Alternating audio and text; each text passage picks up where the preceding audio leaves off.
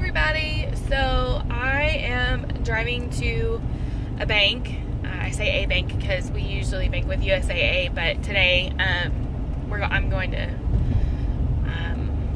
deal with a different loan that we have for one of our vehicles. So I'm going to make a payment, and then I have to go and get the girls' Easter baskets.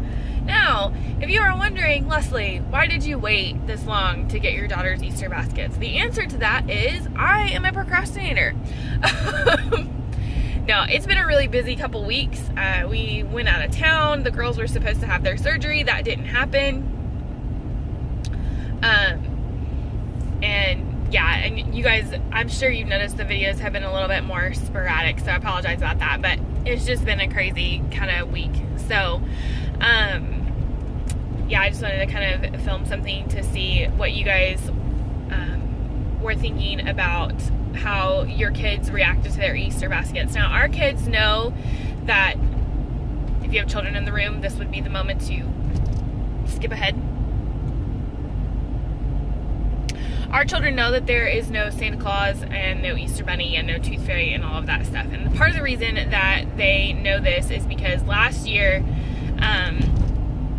at Easter, our youngest, we only had her at the time, and she started asking, like, multiple times she asked if the Easter Bunny was real. And me never having done Easter before, I think I left the tag on something that I put in her basket, so that might have been why she was asking about it. I think she already knew, but she was just asking to see what we would say, and so we told her the truth, because she was asking so insistently. We told her the truth that no, the Easter Bunny isn't real and Santa isn't real, and she didn't have any major reaction to it, so which is also a reason why I think she already knew. But when John and I first became foster parents, we talked about that discussion and were we gonna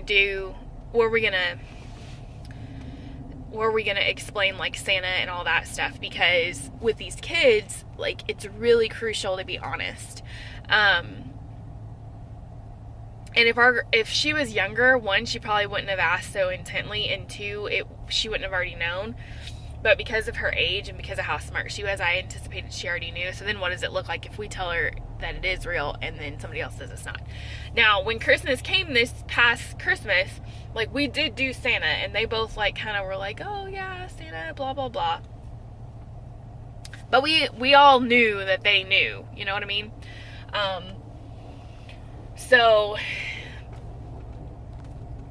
that's just one of the things that kind of comes up in foster care. I know I've talked about that before. And then also people are going to tell you how you need to handle that conversation or whatever, but the better you know the kids, the more likely it's going to be that you're going to have a better idea of how to handle that than they will. So I don't know, I would just say when it comes to stuff like that, you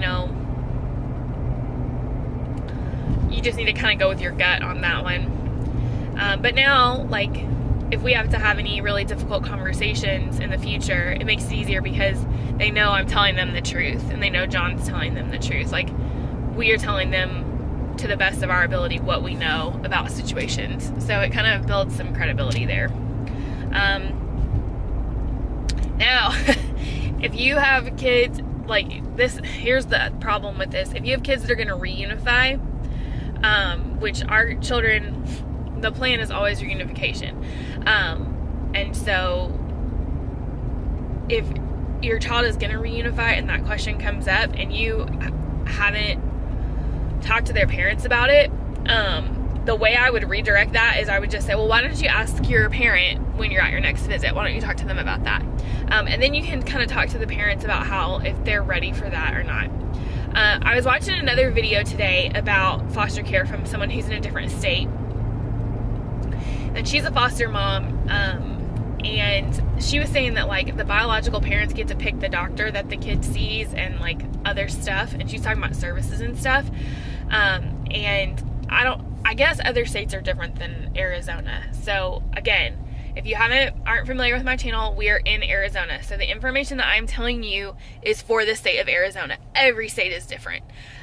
If you're in the States. If you're in Canada, then it's different there too. And I'm not sure if I think they have like provinces. I'm not sure if each one of those is different, but I know in the States, every state is different and the expectations of the foster parents are different. So if you're watching this,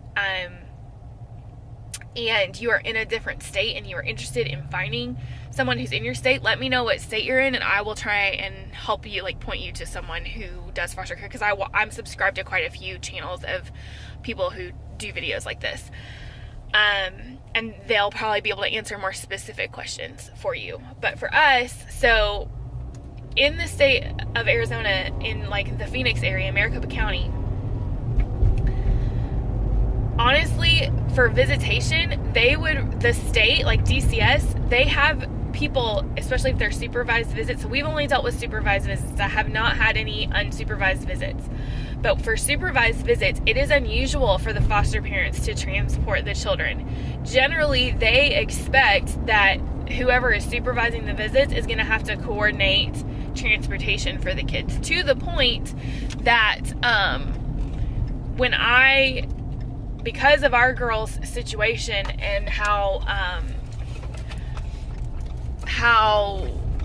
different, I guess, like how behaviorally challenging they are, that was the only reason that I really got to transport our girls, was because if they call it going into crisis, but it's basically if they go into a fit on the road, it would be better for them to be with me than for them to be with a transportation specialist. And I personally, and not everybody can do this, I personally prefer to transport our children, me and my husband both, to and from the visits, because then I get to see bio parents. So if I need to tell them something, or if something major has happened as far as like their health or something, I can explain it. I can talk to the mom about that there. And I can kind of deal with any like questions or concerns that mom has. I'm sorry guys that you're moving around so much. I can deal with any questions or concerns that the parent has. And I can also just see how she's doing. And if anything weird happens at the visit and the kids are having a hard time after the visit, I'll be there. So they have it's a steady transition from us to mom. There's no stranger in the middle that's like just watching them or whatever. Yeah, and then also any services that they have, you can contract transportation. The state provides transportation for them in Arizona. And that's to like therapy and other stuff like that. There's I think out here they're called ComTrans or something like that, but it's a company and that's all they do is provide transportation. So if for some reason I couldn't transport the girls to say their equine therapy, because they have equine therapy, the state would set up transportation for us and take them there. So, yeah, that's something that's really different. It sounds like from other states is that Arizona, the state of Arizona is really good about providing transport and, making it pretty easy on the foster parents. Again, I know I've talked about this before, but they pay for daycare if you work. Now, if your child isn't of school age, they don't cover all of it, but they do cover quite a bit of it. And then we get to pick their pediatrician because the valley is huge, and my girls were at one point, so I know I've talked about they have two siblings. Their siblings live over an hour away from us on the opposite side of the valley. When the two that I have now, when they were split up, we lived where we are. And then her older sister lived 40 to 45 minute drive northeast of us. And then the younger two were that almost 2 hour distance. Cause yeah, it takes them an hour to get to Phoenix and it takes us an hour. So literally these kids are spread out everywhere. If they have an emergency or something, they're not going to expect you to go to a pediatrician that they were seeing at the previous placement. Now, if you can make that happen, that's awesome, because then they have continuity with that pediatrician. But that's not the expectation, at least from my experience so far. I'm trying to think what else. Therapies and stuff like that, there's this thing in place called Jacob's Law, and it allows foster parents to determine like services. So if you need a different service and you're not getting it, you can tell whoever you're going through that you want to go to a different agency. There's just yeah, these are some of the things that I was surprised at, hearing that other states have difficulty about like dealing with this. As far as foster parents, I feel like the state of Arizona is a pretty foster friendly state. So yeah, if you guys have any questions about services that can be provided or whatever, just feel free to comment below, like I've said before. Please like this video if you thought it was informative and you have think other people should see it. And please feel free to subscribe, and we will see you later. Bye guys.